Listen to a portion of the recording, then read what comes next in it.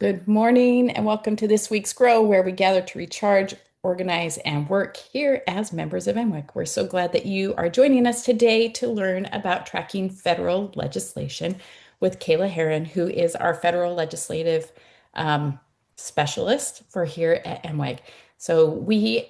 If you aren't familiar, we have state legislative specialists who track on the state level, and we have Kayla who helps us do it on a federal level. So I'm going to turn the time over to Kayla to talk about what that looks like and give us some tools so we can track it um, and share her screen. Thank you, Rachel. Okay, let me get this open.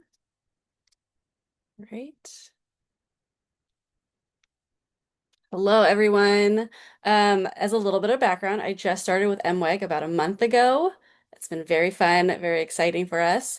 Um, my background, why I am the expert on federal legislation right now. I completed my undergraduate degree at BYU, in political science, moved out to DC and worked 4 years on the Hill with a Utah representative. Um, and got the ins and outs of legislation as well as Capitol tours. So if you ever want to know details about the Capitol, I'm your girl. But I've lived in Arlington, Virginia for the last almost 11 years. I spent a lot of time in and around legislation. So we are going to talk about legislation, how to track what your federal representatives are doing. And I'm going to talk a little bit about the differences between federal and state, but mostly we're focusing on federal legislation. So, what is the difference between the two? You may know this. The 10th Amendment of the Constitution states that the powers not delegated to the United States Constitution by the Constitution, nor prohibited by to the states, are reserved to the states respectively or to the people. So, federal legislation is limited to what the Constitution has granted to the legislative branch to oversee. So, I'll give you a couple of primers for what each of them do. Um, Federal legislation does things like your annual federal budget, talks about national defense, immigration, federal taxes, everyone's favorite topic coming up next month, currency, intellectual property laws, interstate and international commerce, postal services. A lot of these are basic legislative things that we do in the House and the Senate. Name a post office. They're the easiest bills to pass. So you may see a little blurb on your senator or House member's um, bio saying that they've passed legislation naming a post office. Federal criminal law, of course, civil rights, environment, labor, interstate transportation. That is not all inclusive. State legislation also does budgets, but on a state level. They handle National Guard, they handle state taxes, they do state criminal law, they do civil rights, they do local environment and labor law, education, state law enforcement, property and zoning, family law, business licensing, and elections, which is a big thing. We've been talking about the SAVE Act. State legislatures are in charge of elections. So they're similar, but on a grander scale on the federal side versus the state side, which is very local. Harder votes like budget or appropriations, where we're handing out money to different organizations on the federal level, that requires committee hearings and debates. There's amendments, there's floor debate, there's votes in each chamber, Senate and the House, and they have different methods of voting in each chamber, which we'll go into as well. So, how do I track legislation? Um, Congress.gov is going to be the encyclopedia for everyone. The Library of Congress is the research arm of Congress, and Congress.gov is the official website for U.S. federal legislative information. This is what that website looks like. There's a lot of information here. There's a lot of things that you can do, and we'll go through each of these steps. I'm going to walk you through opening up an account and setting up alerts for both your representatives in the House and the Senate, as well as some of the legislation that you might be interested in and wanting to get more information on or about. So I'm already signed in, but you will want to sign in and create an account. Go to my next slide. We're going to talk about creating an account, finding your representatives, and then finding and tracking legislation. Create an account. Here's a screenshot of when I created my account. I use my MWEG account to do that. Everyone else can use your own personal account. Enter your email address, create a password, and you can either submit an alternate email or finish by clicking create an account.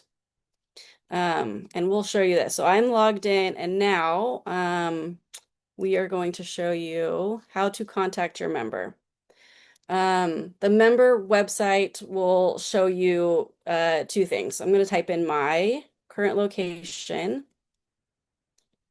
and find my representatives if my website wants to work. Oh no, this happened the other day too. Let's see if congress.gov wants to work. Okay, let's go back to this. I do have a little screenshot of mine. You will find your representatives. You can sign in, and underneath the main link, you'll see members, and you can click on that. Um, yeah, I think it's just, Michael, you're right. It's been a little bit wonky recently. I think people are really into watching congress.gov. Um, but uh, in the main page, you see members. You saw me find my contact and enter my address. Here's my small little video or screenshot. This shows where I live. You can come stalk me, I guess, if you want to. But you will have two senators and one House member assigned to you. So I have Representative Don Beyer, and then I have Tim Kaine and Mark Warner as my two senators. And on each of these, they have their state, their party, um, where they are serving and how long they've served, and their contact information. So that's their DC office and a contact link, which will probably take you to the House or Senate website. Um, let's see if it wants to show me that. Um, maybe not. Let's see. So here's members, how to contact your member, and for some reason the map's not working. But I will click on this and let's see if this wants to work for me. There we go.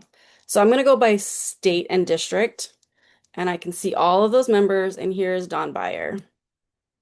And this goes straight to his actual website. When I pull it up the other way, it will have shown me his congress.gov page.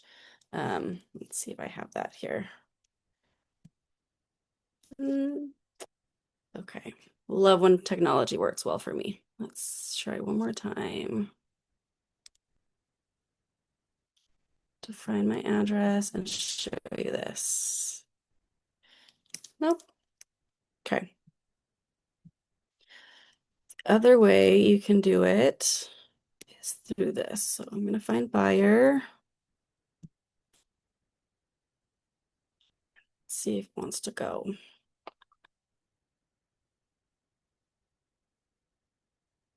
There he is. Okay. So this is my house member, Don Beyer. Has his picture, has that same information that it showed on the little map. On the right, you can see more on this member. It goes to house.gov. It'll show you on house.gov member committee assignments and recent votes. Down below, you can see all of his legislation that he is either a co-sponsor for or an original sponsor, which means he introduced the legislation himself. And we'll go into the specifics on legislation in just a few minutes.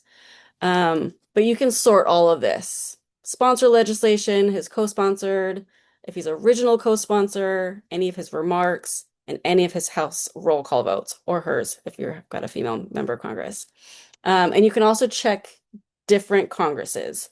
The one that we are currently in is the 119th. There's two sessions of the 119th Congress, the first year and the second year.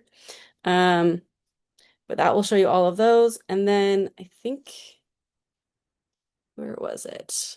On my last page, when I showed you, let me go back. Go back one. Let's see. There is a place to do alerts. And let me find that one more time.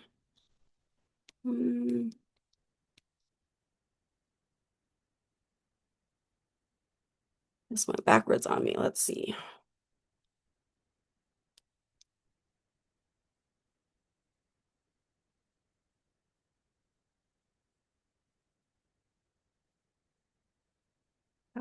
there's a guide, how to get member alerts here. Let's see if that wants to work. Okay, and you can also save a search. So if I typed in Don Buyer, um, again, Congress.gov not working for me. So it's logged me out. But you would sign in or be signed in to save the search, and then you'd be able to find it up in your account information. Congress.gov is doing me dirty. Let's see. Okay, so I'm not going to show you the actual alerts, but right here, if you've gone into the map section and it's working for you, you can click on alerts for these members. And then it'll pop up and you can actually select which members you want. Um, and on individual ones, you should also be able to select specifically co-sponsored, sponsored votes as your alerts for individuals. Right here, it'll just have you select one of these three people. Okay. So when you're finding your rep, you click on either your rep or House senator. Let's see. Oh no. There we go. Let's see. Let's see. Is there a chat for me? This brings up their profile as we saw. More on this member. You scroll down and find all the activity by that member, and you can sort by legislation and co-sponsored information. Let's see. Now, do we have any questions about finding your member? I think I saw a comment pop up.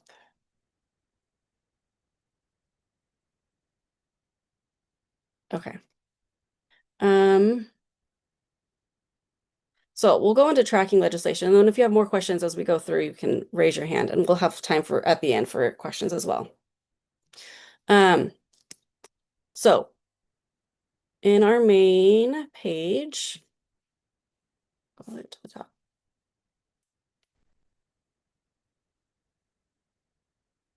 In the House page. Main Congress.gov. This search bar will search the current Congress for any of your legislation. Right here is your most viewed bills, and top 10 bills as well.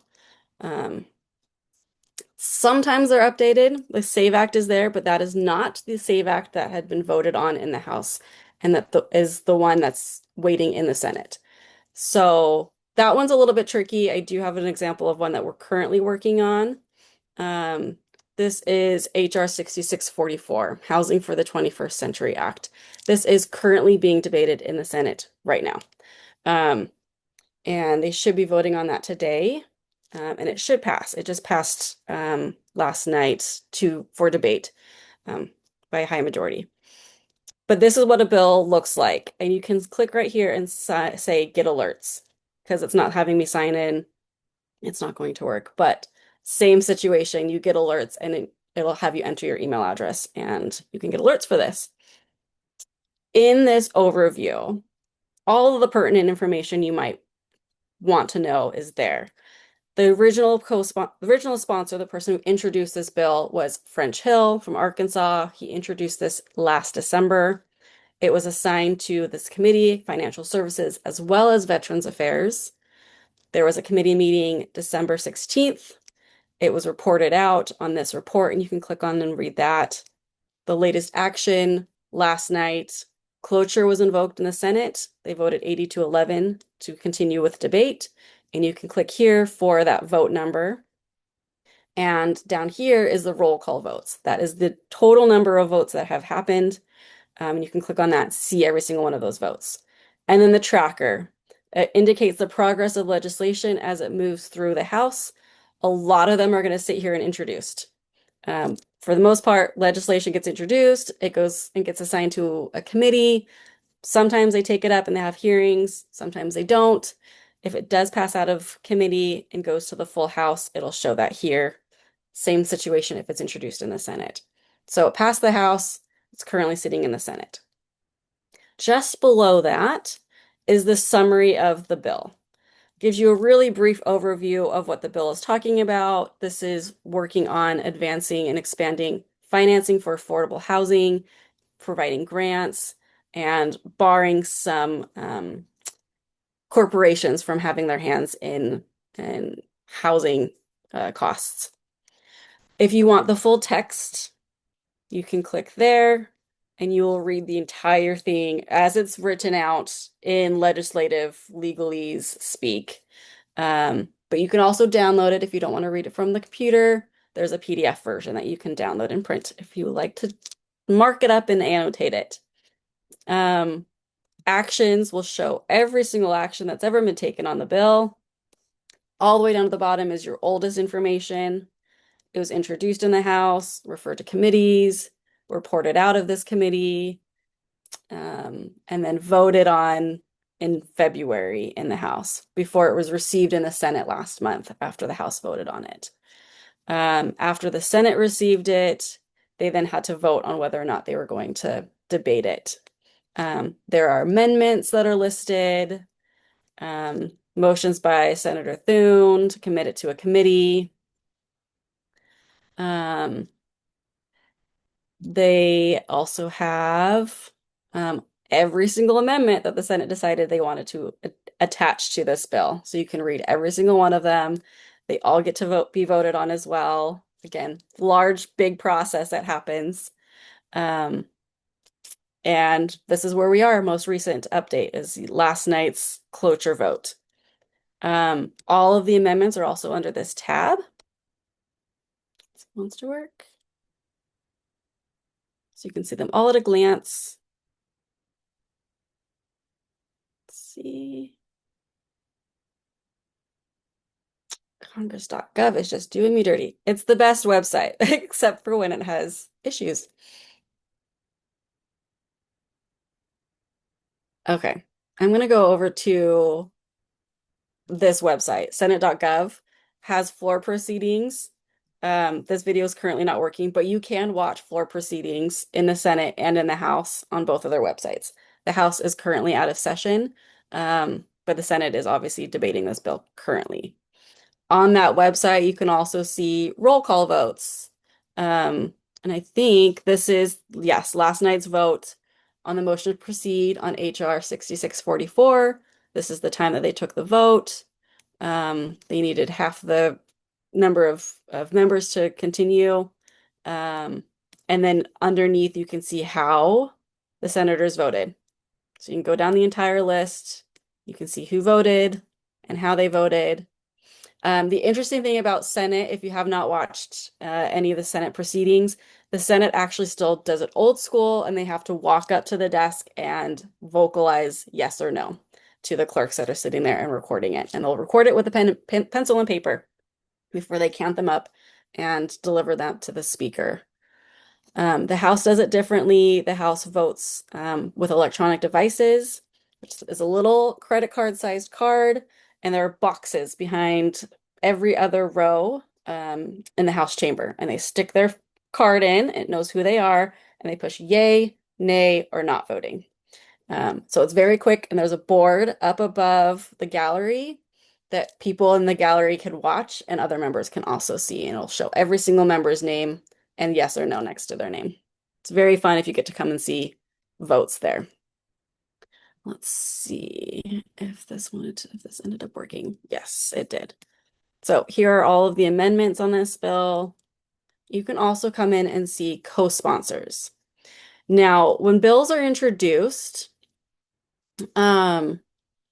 French Hill is a Republican from Arkansas, and he's also the chairman of the Financial Services Committee. So he has a lot of power. When a member wants to introduce legislation, the best way for their legislation to get any headway is for them to get some bipartisan support on that. So they will usually go and find other members of their committee, both sides of the aisle, and say, I have this piece of legislation. Would you co-sign this with me? So the first 4 people on this legislation has a little asterisk that says original co-sponsor. So those are the first 3 people that French Hill went and spoke to and said, I want you on this bill with me. So you've got Maxine Waters, who's a Democrat from California, Mike Flood, a Republican from Nebraska, and Emmanuel Cleaver, a Democrat from Missouri. They are all members of the Financial Services Committee. At least they were when I was still there. That was my committee we worked on. But I don't think that they've left for in that time. But then you'll see the rest of the members, and you can see when they co-sponsor that was all on the 11th. So that was a mass email saying, please support this legislation. And after that, they go through the rest of the committee to find any other co-sponsors. And you can see where your representative lies on that bill and when they signed on to it. Um, I don't see like my own member, for example, but financial services is not his committee, so I would not be surprised by that. You can also see the committees that it was assigned to. Up at the top, it did say Financial Services and Veterans Affairs. Typically, they will send bills to multiple committees, but the committee that takes it on is the one that really affects the most. So this one, I don't think they actually took any hearings in Veterans Affairs. They sent it all and had Financial Services handle it. Um, so that is what legislation looks like on here. Um, on the main congress.gov page, as we talked about, most viewed bills can be listed here. But again, unless you know the bill number, you're going to have a hard time finding legislation. So one of the easiest ways to do it is to go to the main congress.gov page, and you can see current legislative activities in both the House and the Senate. So the House is not in session, so there's no live video of them, and there's no previous meeting information or legislation on the floor. The Senate is currently in session, and about an hour ago, they actually did have a link to HR 6644 because that was the bill that they had just previously worked on. But there are links here for bills on the Senate floor, communications to the Senate, same thing with the House. And you can also see upcoming House and Senate committee meetings. Those schedules go out pretty quickly. And so as soon as that information is known, they'll have that there. And you are usually able to watch at least some, but they will report on this. And congress.gov gets updated within 24 hours after action has been taken. So it's fairly quickly updated for you to get information. You can also click here, get email alerts and updates. Again, be signed in so that you can receive those. But there's a lot of links here that gives you information on what's going on in Congress. Let's see. Other resources that I kind of have mentioned and talked about. Clerk.house.gov. This handles all of our bill information for the House. It'll also give a floor summary. Because the House is in recess at the moment, they are out of town for their recess break. The House does something called pro forma session, which someone who is close by, usually a member of the Virginia or Maryland delegation, or someone who happens to be in town, will open up the floor, do all of these things, Pledge of Allegiance, they approve the journal, which is all of the notes from the previous day, and then they go into recess. Part of that is because of rules designated in the Constitution that says if the House is out of session for X number of days, that a lot of things that the president does can just happen. So there's it's called a pocket veto. And so the House never wants to go out of session for longer than a certain amount of time. So even in August recess, there is someone nearby opening up the floor for 5 minutes and then recessing again. So that's why they have some information, but there's not a lot there. You can also click on votes. You can search on all votes. It'll give you roll call numbers. And this, along with congress.gov, will give you the quickest information on who voted what. So this last Department of Homeland Security Appropriations Act was voted on the 5th. It passed in the House. You can see the yays, you can see the nays. This is a little bit of a clunkier way to see who voted what. because you have to kind of scroll through all of this. Carla, that was clerk.house.gov. Um, Congress.gov has more of an XML format. Let's see if I can find that. For roll call votes. I think I had it open at one point. Um, but it shows you the yays and the nays pretty clearly. Let's go to this one. Nope, it's gonna take me to the house. I want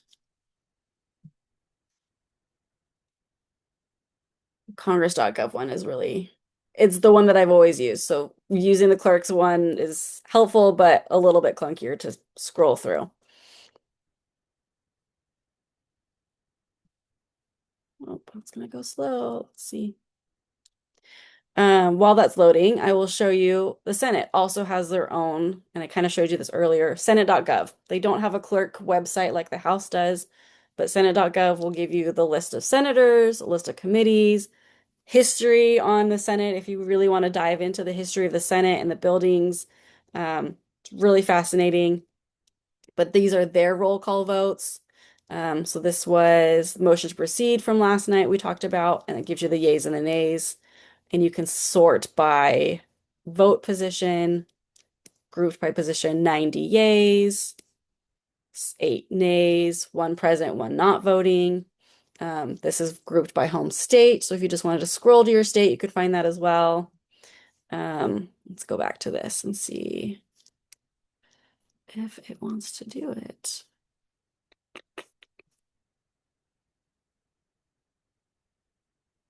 It's going to take me back to the house, I think. Yeah. Let's see if the house one.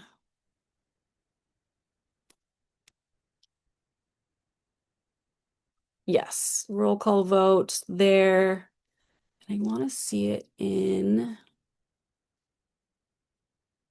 XML. Let's see. Yes, a great point. It makes it very easy to thank your reps for supporting bills that you support and vice versa, to be able to see what they voted on. And some members will put out press releases, especially if it's a big deal vote. Um, Not everyone does. Sometimes they'll put a little blurb about it on social media. Sometimes they won't say anything at all. Um, so unsurprisingly, members are very political about how they discuss their votes. Um, and I know that my member did not always discuss reasoning behind voting if it was a pretty controversial uh, policy debate. Okay, I'm not finding what I want, but not finding what I want. Um,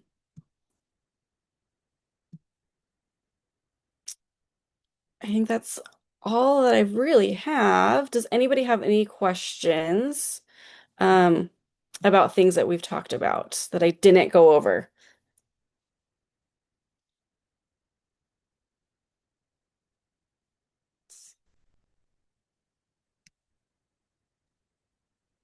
I know you talked about if you don't know the bill number, then it's a little tricky, but say like for immigration Mhm. or environment, like can you do it by topic? Or would you just have to like do a general search out in the internet and then kind of find those and then come and find the bill number here? Yeah, so Like I what's wrote the in, best way to do it by? yeah, you could, yeah. So there's a lot of legislation, like I said, that get introduced and then nothing happens with it. Obviously, there have been a lot of immigration bills, and some of them have made headway, some have not. Um, but if I type in immigration into my search bar here, you can search for immigration in current Congress, all sources, or just legislation. And we're going to go with legislation just to see what that pulls up. And like when I was trying to find the SAVE Act, I actually had to dive deep and go into the Daily Digest, which is the verbatim recording of what was happening in the House to understand which bill they voted on. because the title of the bill was something about Veterans Affairs. So it did not say SAVE Act. It was actually an amendment to a bill that was already passed that they then voted on. Um, and so it would not have shown up as what we thought it was going to be. Let's see if I do this again. If it wants to work for me. Nope. So I will show you. Is that because like we're calling it the SAVE Act or and they're calling it the SAVE Act, which is just kind of like the layman's term for that bill? Hmm. A little bit. So I'm going to click on HR 22, the SAVE Act, um, and show you a little bit what that looks like because that's one that we've all been talking about. So So this it one, has SAVE Act on here though. yeah, so this is HR 22 SAVE Act. It was introduced by Chip Roy last January, right on the first day of session. It passed the House, but it never did anything past that. Um, Down here, there is a thing called related bills. If it wants to load, it brings up five other related bills. One of them is one that was introduced in the Senate, I think by Senator Lee. There's another one that Chip Roy also introduced this Congress or this year in 2026, which also passed. And then there is this Veterans Affairs legislation, which is the one that was currently being used. Oh, I really want Congress.gov to work. Carla, great question. You're surprised by finding more bipartisan support than you thought there would be. Um, Yeah, I think more often than not, um, there is bipartisan agreement on a lot of legislation, especially because the Speaker of the House is actually the person who decides, at least in the House side, and the Majority Leader in the Senate, they decide what legislation comes to the floor. And they know, based on talking to their conference or caucus, what legislation is dead on arrival on the floor or is going to have some, debate and probably potentially pass. They are not willing to, in this political environment, bring up bills that are going to fail. So ones that pass regularly are ones that have a little bit more bipartisan support, especially when the majority needs a couple of help from other members, and that majority is so slim. That's true. Don't let it know you're in a hurry. Okay, so these are the related bills. 7296, the Save America Act, slightly different. And I have gone through both of these bills in its entirety, and there is very, very minimal changes to each of them in the actual language of the bill. So this one was referred to the House Committee on Administration on January 30th, 2026.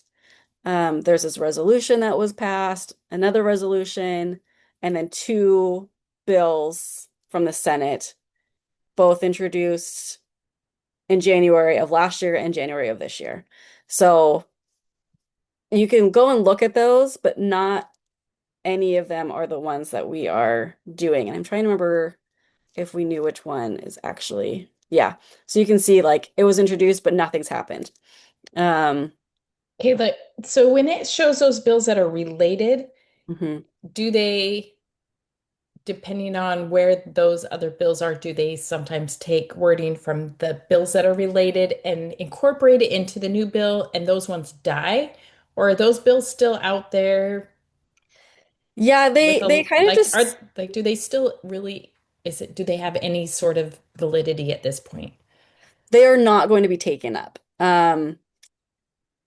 The reason is because they've made amendments and a senator may introduce new language on a bill and want to, like we said, incorporate that into another bill that is easier to pass. Um, I don't see either of these versions going anywhere because it still needs to be passed out of committee. So the one that they're going to work on is the one that's passed out of committee and has already been passed in one or the other chambers.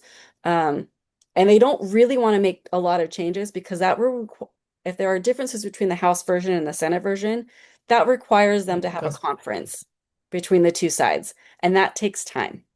And especially with the SAVE Act, it's been such a pressure point for this administration, and for a lot of Republicans. They really want to get it passed. So they're not going to risk making any massive adjustments.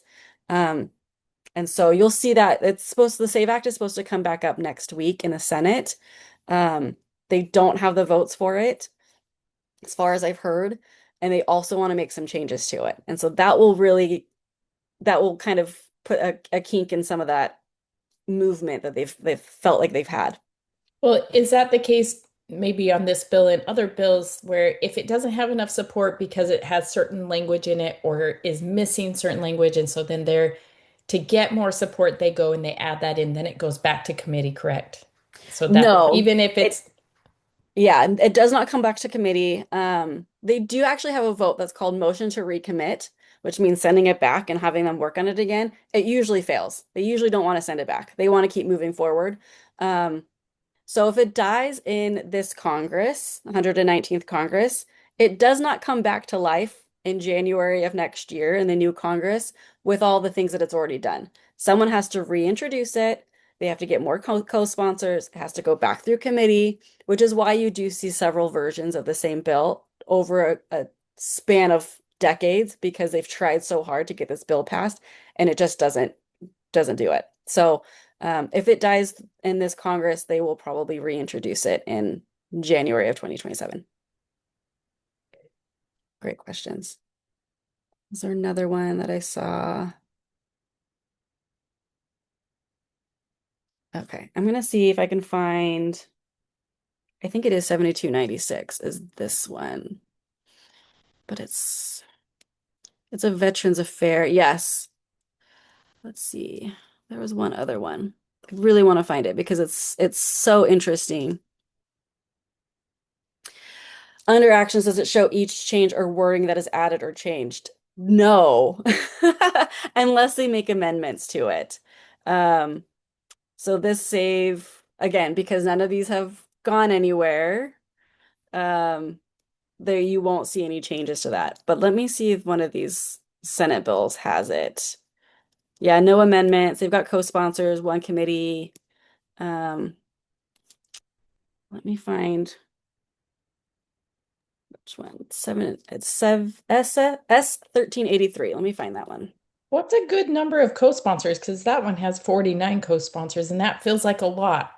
It does Is feel like a that lot. I don't know that they have I don't think that there's a threshold.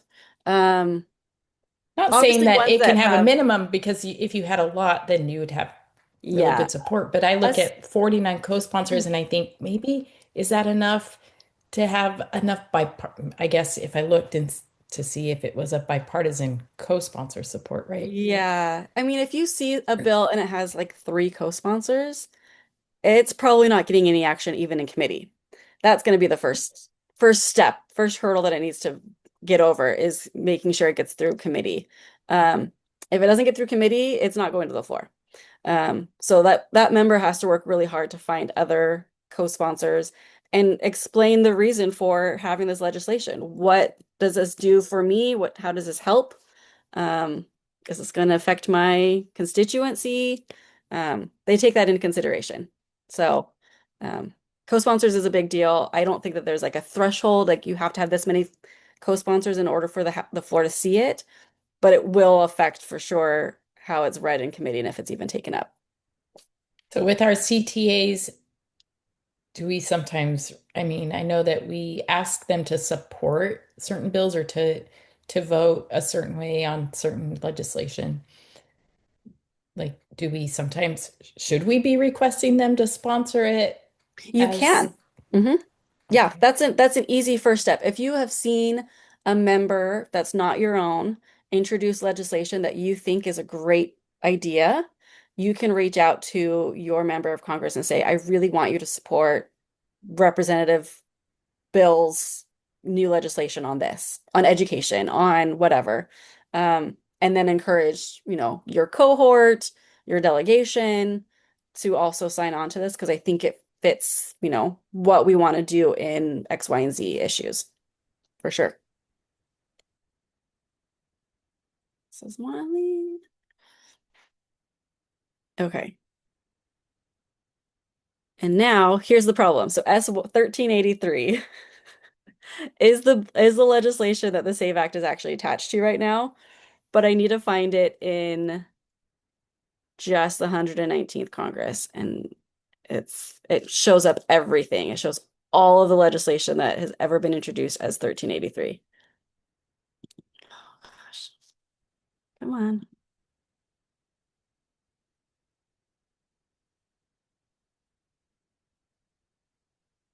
Let's see if it just does this one.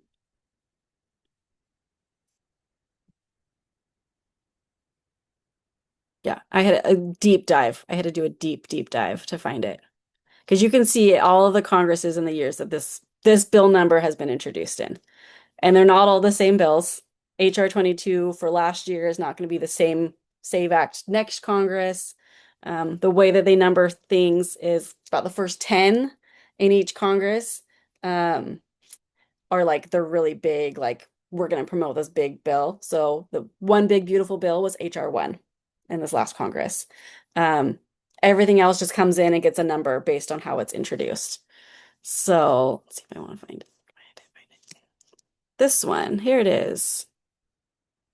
This is the SAVE Act, the Veterans Accessibility Advisory Committee Act of 2025.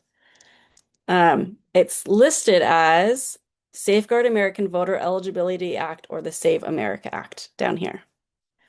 It was introduced by Rick Scott, Veterans Affairs. It passed the House, passed the Senate, passed the House. But the issue here is this is the new information, this is the new summary because they introduced it as an amendment. And so I think this is the one that I want to look at. Yeah, so they basically took a bill and just threw in a big old chunk of amendment, and the whole amendment was the Save America Act. But you would not have known that based on the bill number or the title of the legislation. But down here, it passed the House on February 11th as a Safeguard American Voter Eligibility Act, Save America Act. So, and that's why I say it's a little bit difficult to find bills based just on numbers because it's not always the most accurate. So you can go up here and click on Get Alerts, and it will tell you what's happening with that um, legislation. And they may change it. They may pull up the Mike Lee Senate bill and vote on that instead. So makes it really difficult to find and track the same legislation you want. Do I think that's deliberate? Maybe I think part of this one is that this was legislation that they had already agreed to, and so they decided to throw in an amendment that was not germane. Germane means makes sense and matches what was already there. Um, so they sent in an amendment that didn't match the original bill, knowing that they would have to vote on it and that they had enough support, and it passed. And I don't think they intentionally are trying to be sneaky, um, but they are trying to utilize all of their methods to get something passed and through, which is why you sometimes see in like budget bills or appropriations bills outside information or outside bills going in that have nothing to do with that legislation because it's a must pass bill. Good question. So S 1383, Veterans Accessibility Advisory Committee Act. That's the one. And the only reason I know that is because I had to go in and read the digest from the 11th of February to find out that this is the one that they voted on and passed with that legislation information there. And I actually think the text is in there too. Yeah, this amendment right here. The bill from the Senate, 1383, entitled An Act to Establish a Veteran Advisory Committee on Equal Access, do you pass with the following amendment? Strike out all after the enacting clause and insert this information. Short title, this act may be cited as the Save America Act, ensuring only citizens are registered to vote in elections for federal office. And this gives you all of that information that we've been talking about with the SAVE Act. It's all right here. So I will put this link in the chat for anybody that wants to see it and save it. You can have it since that has been such a big deal for all of us in MWEG. Great questions. we have any other questions? I love this. So it's passed the House and the Senate. So what's next with this? Because you said they're going to vote on it still. Yeah, so the reason that it passed the Senate was because it was not the amendment part. So this doesn't give you the full picture of what it also has to do. Um, the Senate bill of the veterans version of it passed the Senate. They sent it to the House. The House amended it to have the Save America portion added to it. And that's what's now back in the Senate. So you can see on the 12th, the message on the House action received in Senate and at desk, House amendment to the Senate bill. So they now have to vote on the changes that the House made to that bill. So that's what they'll be voting on. Great Thanks question. for breaking it down for Yeah. people like me, the lay person, where I'm like, I don't understand why it's Yeah. They're great going questions or not. because it makes no sense, but that's yeah, it goes back and forth.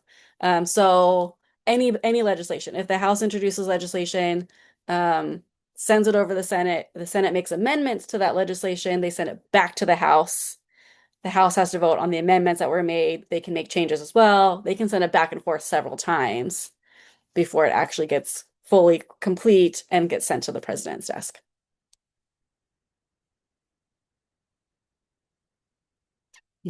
Yes, very confusing. You're right. So some of it is just deep diving into congress.gov and getting into the weeds and seeing what's available for you. Um, Getting those alerts on the bills that you have found that you find interesting, that will be really helpful. Using the tracker is really helpful. I think the most up-to-date websites besides congress.gov, which gets updated every day, is the House and Senate websites, and letting you know what's going on the floor that day. You can see floor proceedings, watching C-SPAN. They will let you know like what legislation is coming up. The other confusing part, if you're not in the know, is that each chamber also votes on what they call, well, House's motion to recommit, and the Senate is cloture. They have to vote to debate. So they will do a couple votes. And in the House, they have a timer, which is really helpful if you're watching it. When they call the initial vote, whatever that may be, maybe it's a vote to, are we going to debate this new legislation? They will call for the vote. The bells will ring in all of the office buildings. We'll all get alerts. They give it a 15-minute vote, is what they call it. And so members have 15 minutes to make it to the floor to stick in their little electronic card and vote on whether or not they want to debate the legislation. Um, After that gets done, they're all on the floor. The next bill that comes up is usually a passage, um, and that turns into a 5-minute vote. They don't feel like they need to give them that much time because all the members are there. So it goes very, very quick. In the Senate, they will debate for as long as they want. They don't have a time frame. It's much slower as it was intended. And then once debate is finished and someone calls for a vote, they will open up the vote. And as I mentioned, the senators have to walk up to the desk and tell the clerks what their vote is, but they don't have a timer. And so you can sit there for an hour, 2 hours, an hour and a half, however long the speaker decides to, or the president decides to keep the vote open until every single member has come in and voted. And then they'll go back and check to make sure everyone has voted. They'll try and find other people. You'll see little high school students sitting on the sides of the podium. They'll go run and find members. But they can keep that vote open for a really long time until it's finished. So when I watched which vote was I watching? I was watching the Iran vote last week, both in the House and the Senate. The Senate took an hour and a half. The House was done in about 30 minutes. Yes, it can be common if the bill is um, hard. A lot of members are not just sitting in the floor. A lot of them are in meetings, either with constituents, with companies. A lot of them are in committee. And so they try to avoid scheduling committee meetings when they know they might be voting, but that is a case that can happen that they'll be sitting and having a hearing or committee vote, And so they will have to keep it open so that they can make it to the floors. Yeah, great questions. Anything else? I could talk about this all day. You can't tell.